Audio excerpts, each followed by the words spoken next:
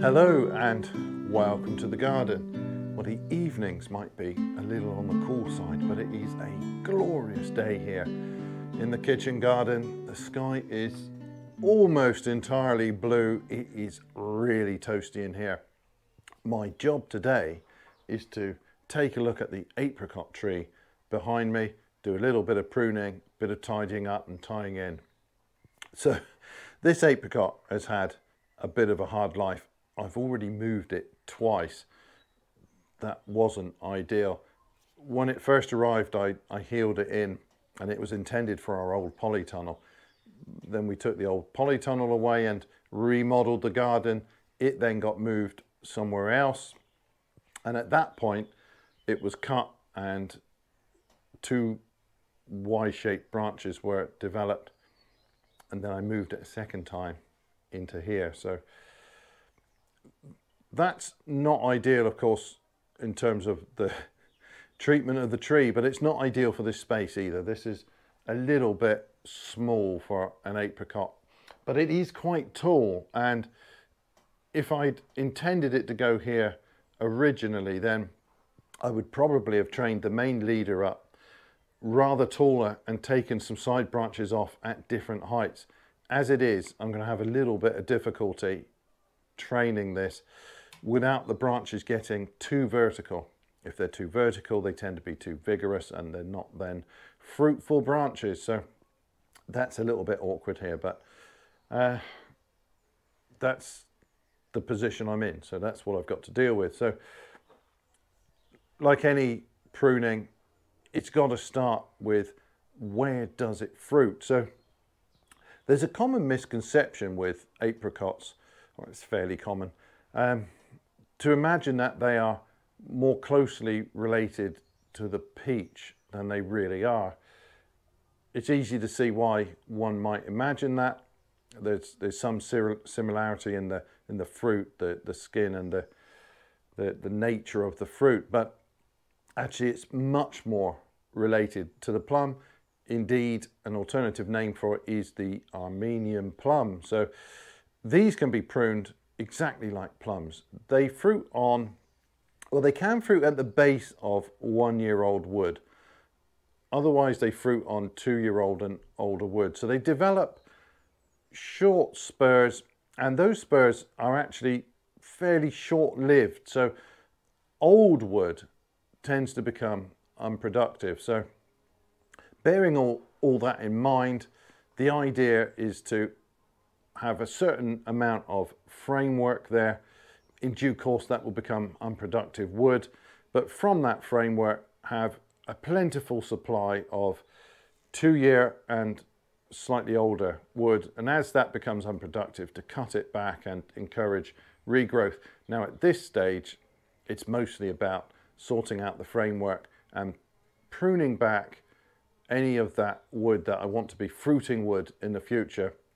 So typically you'll want to develop short lengths of fruiting wood, cutting that back, and when you get to that 2-year-old wood, that should then be covered in fruit. They still want to be pruned in the winter. They want to be pruned after bud break and through to towards the end of summer, but in plenty of time for all those wounds to heal nicely while the tree is actually growing.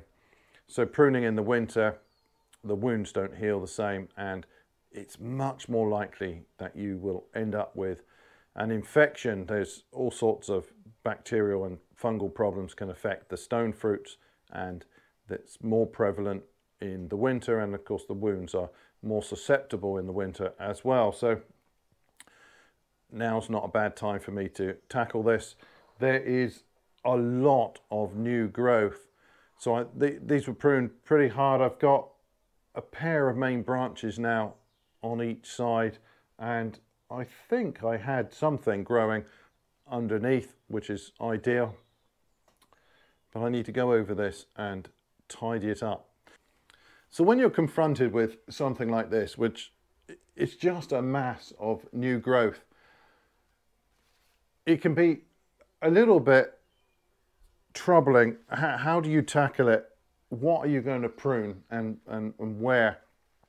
But you've just got to be systematic, stepping back very often and just looking at it from a distance, looking at the shape of it and deciding which bits you need to keep and which bits need to go, and just work over it gradually. There are some things that we can remove to make this a lot less crowded. So we know that anything growing in the direction of the glass here towards the wall or whatever you've got behind your tree, that's no good. That can all be cut out. So anytime you find a branch growing that way, just take it out. That will remove quite a bit of crowding here. Even some of these long branches that are growing up behind the trellising, they're coming off of the back of the framework here, and that can go. And then anything that's coming straight out this way, well, we know we don't need a long branch coming straight out this way. So we know that we can start just pruning these back. On these, maybe you'd prune back to about 6 leaves or so. There's a common advice where you pinch off new growth at about 6 leaves, and after fruiting you probably cut that back to 3. So it's sort of like the spur pruning of an apple or pear, where you go around and you summer prune them, shortening the new growth and encouraging that to develop fruit buds instead of vegetative growth. So it's not too dissimilar. The only thing is that whereas you do further work on apples and pears in the winter, you don't do that with these. So you might cut these back, say after fruiting or later in the summer, and once they've been cut back at that point, any regrowth, you leave it until after bud break the following year. But there's lots of stuff we can do on this without requiring too much thought, and as we work over the tree, it will sort of clear up. So I can already start here with, for example, this branch. I know this is not going to be needed for the framework, it's coming straight out, so I will cut that back, say, to there. And if you're in any doubt, you can always cut it a little long and come back to it later. So now I'm looking, just getting an idea of what might be good for the framework. Well, these two are the obvious candidates here to tie in. And I've got one at the back here, and that one is no good at all. So I'm just going to cut that back quite hard. You can cut that right out, actually. I've just left a small stub there.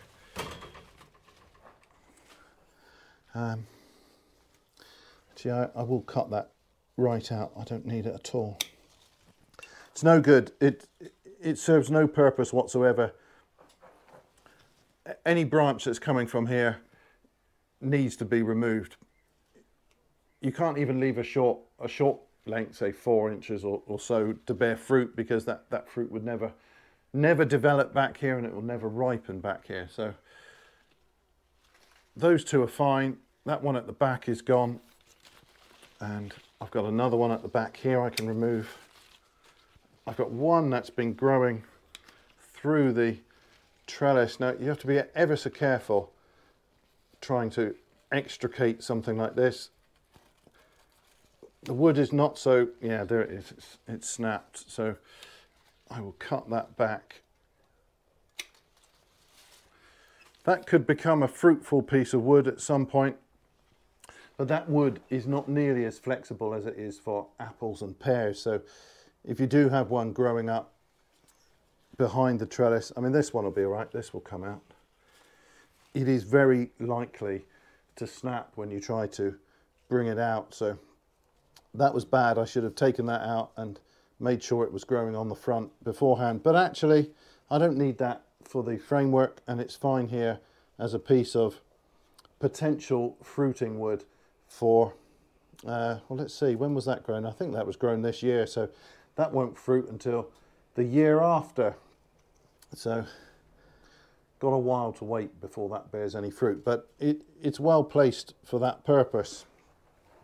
Right, so I'm going to tackle this left side first. I've already decided that I like those two branches.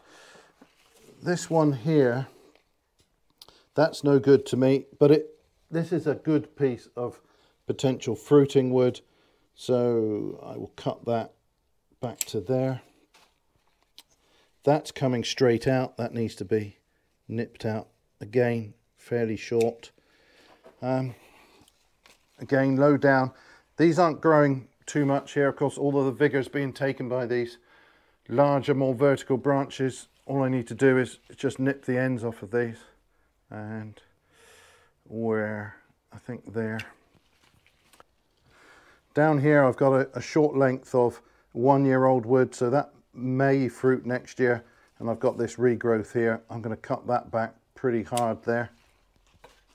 And what have I got along the bottom? Well, this I'm going to leave actually, because I'd be quite happy if this slowly developed along the bottom. There's plenty of room for it. This is from the other side, so I'll ignore that for now. Again, there's a short length of 1-year-old wood. I'm going to just going to cut this one back a little bit there. So I might get some fruit on this 1-year-old wood next year, and this will be the year after that, hopefully. And I don't need this one on the side, so I will cut that back as well. And later in the season I'll probably shorten these a bit more, and these will bear fruit all up that length on short spurs. So that's the main growth from here. That is pretty vigorous because it's as it shooted, of course, it started growing vertically. My job now is to lay that down, and I'm going to shorten that quite a bit. I might want some new growth from this back here somewhere. So if I shorten that back to here, and then I will tie that in to this cane. Now, as usual, I'm using this rubbery tie material. It's got a lot of give in it, so you don't girdle the stems, and it's quite gentle on the plants. It's very strong though. Doesn't break. I've never had a tie break, and there we go. I like this stuff for tying in at least the main branches. Now this one I would like to keep. It's grown behind there again, which is not great, so I think this one will probably not come out without damage. Oh no, getting away with that. That would be good if I lay that down a little bit. I've got another one growing up the back there. That's coming too far off of the back of this piece of wood here, so I'm going to cut that out. That's no use at all. Coming off the front, so I will shorten that. And here also, this is a nice sort of fairly weak piece of wood. That's the sort of wood that is very likely to be quite fruitful. This one here, this is nice, but it needs shortening, and I think I'll just cut that back to there.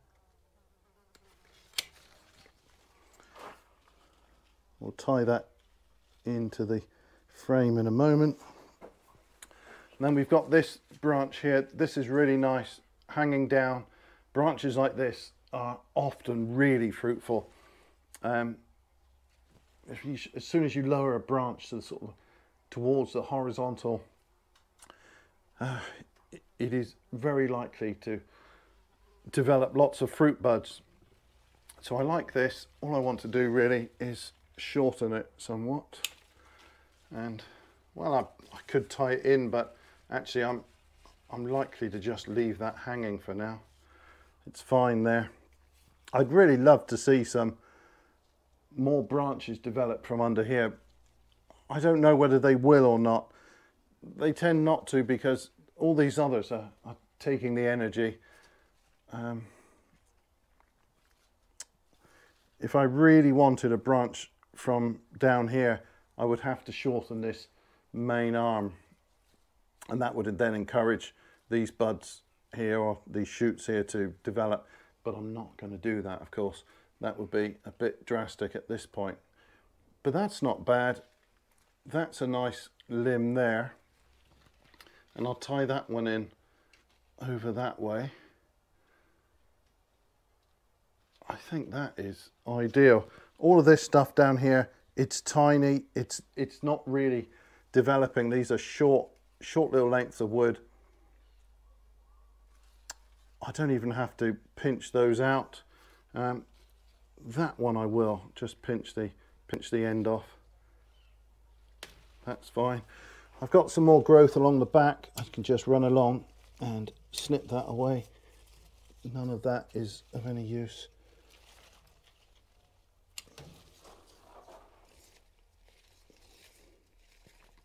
And yeah, that's not bad on this side now. Right, over to the other side. Right, we've got a similar arrangement going on here. We've got one branch running up the back here that's coming off of the rear of this main stem, so that is going completely. I don't need that. These two are very nice, pretty much mirroring what I've got on the left. I can tie those in there. That's also quite nice, but I don't need it here. I want to take some more branches off of these, so I'm just going to shorten that piece. It's not going right to the wall, but it's a little that way inclined, so I will shorten that, and maybe we'll get a nice bit of fruiting wood just here. This is coming straight out. That wants to be shortened. This also. These are short and not really growing too much, so they're absolutely fine. These will develop into nice fruiting spurs with a bit of luck. It's a nice branch, but if I train this one in, it's going to get crowded in with all of this other stuff. So I will cut that back. Hopefully we'll develop some fruit on here as well. I'm not sure about that one. Let me have a look in a minute. This is coming straight out, so I'll shorten that. And I've got a bit of stuff right at the back there.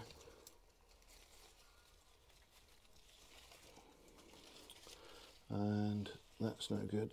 That's got to go. Well, my regrowth here is slightly annoying. I think there was some damage to this branch. There is a new shoot coming up here to replace it, so I'll leave that. That one I think I'll tie in a bit lower down. He's quite vigorous at the moment. If I tie that in there, this other one should come up with a bit more vigor then. So this just needs to be shortened. I will take that back, I think, to there. Tie that in place. Yeah, that'll do nicely. So, can I keep that or not? I've got a nice branch, again low down. I'll tie that in place. It's weak growing, but potentially really fruitful because of that. I think for now, I think I might keep that one. I'm quite tempted just to tie that in there.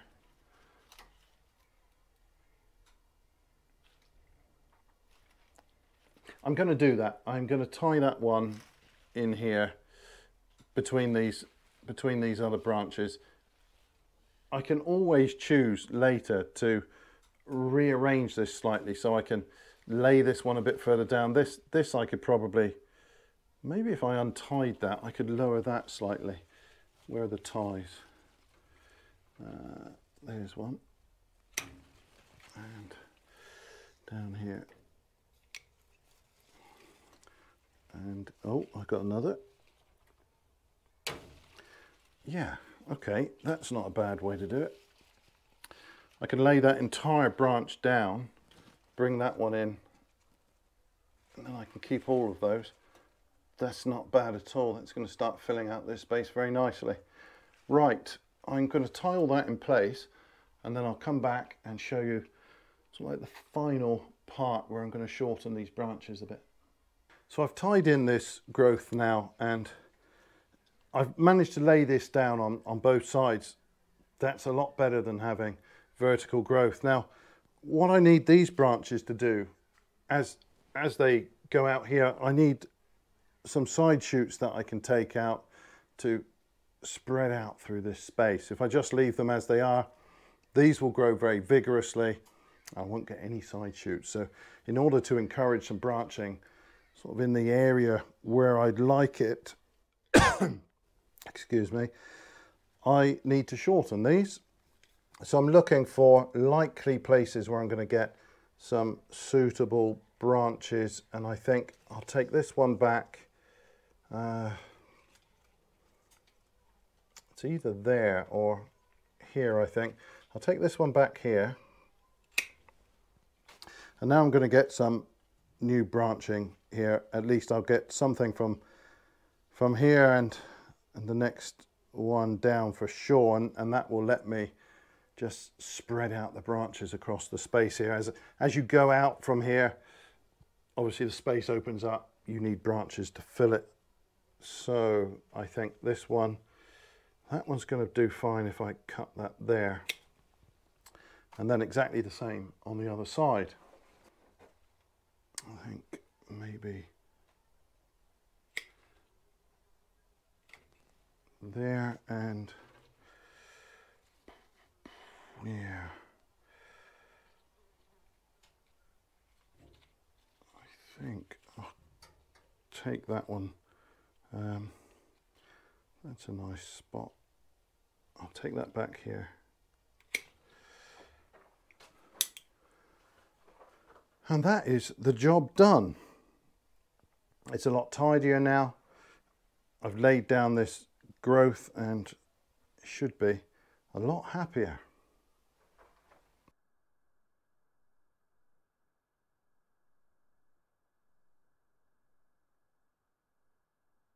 So as I suggested at the beginning of the video, sometimes when you're confronted with a tree with lots of new vigorous growth, and it's really common on the apricots and the peaches, they burst forth in the spring with lots of vigor.